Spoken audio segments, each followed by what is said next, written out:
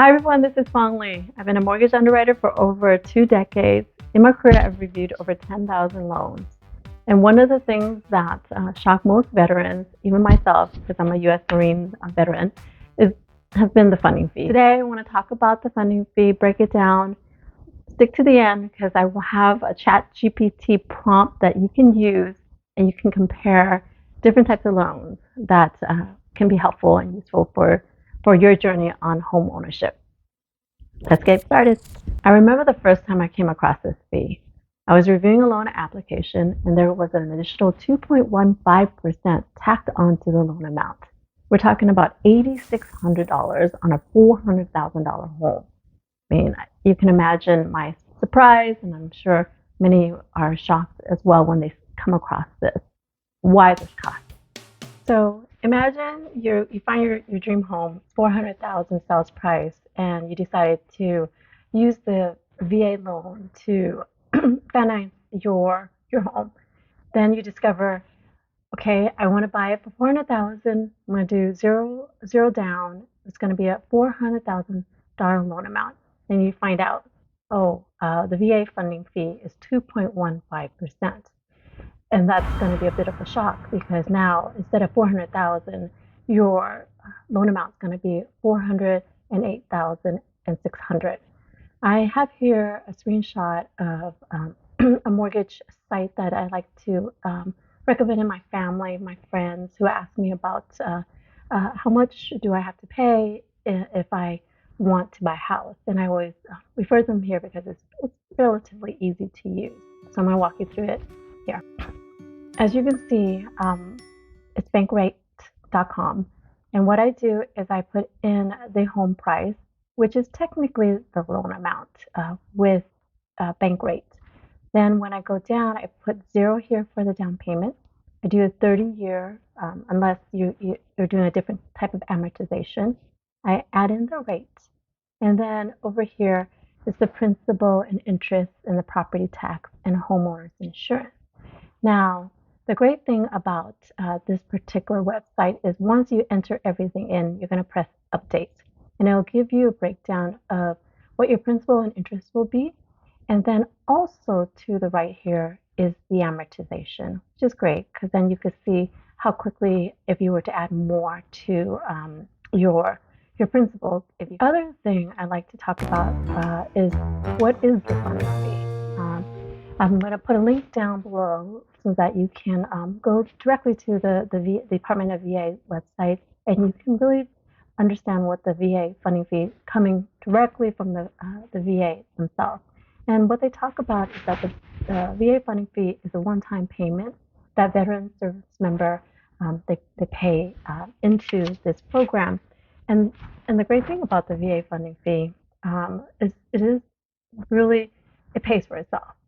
And that's one of the reasons why, even though you're paying an initial upfront fee, which is the funding fee, you don't pay a monthly mortgage insurance.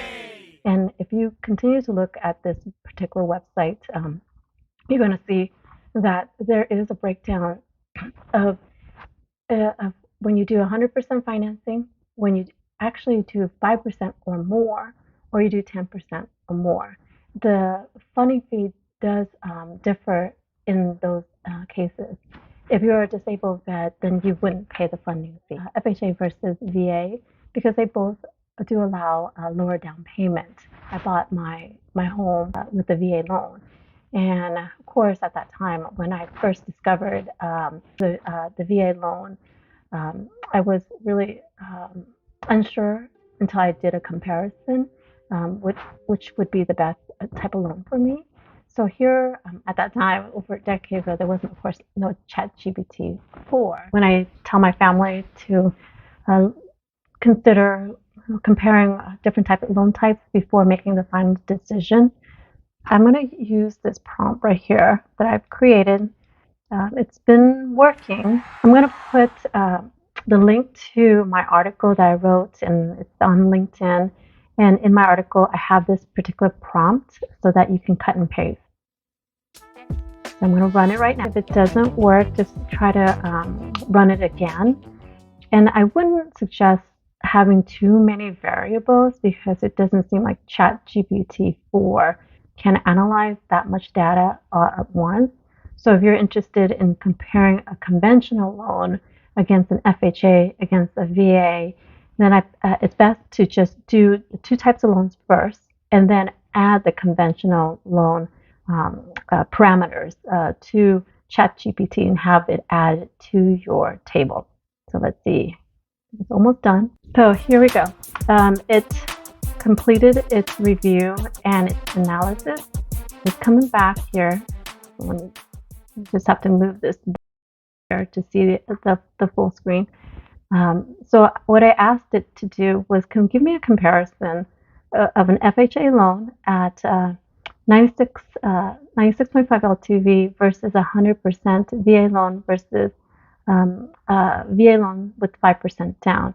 And each variable comes out here, and you can see the difference in the total cost of the loan here. In fact, because FHA's loan is a tad bit higher than the VA loan because of the MI that you would be paying each month. So I suggest if this helps, then you can run this particular scenario, then add on the conventional loan. Now, if you're having a hard time and you're running this scenario in ChatGPT 4, then first run it with an FHA, then add the VA scenario, and then add the conventional. For some reason, sometimes ChatGPT 4 has a hard time processing everything all at once. But if you're running into that problem, you can just do one scenario at a time and have it added to your table. All right, good luck and best wishes. I hope this video was helpful. If you'd like to see more, click the like button and subscribe. Thanks for watching.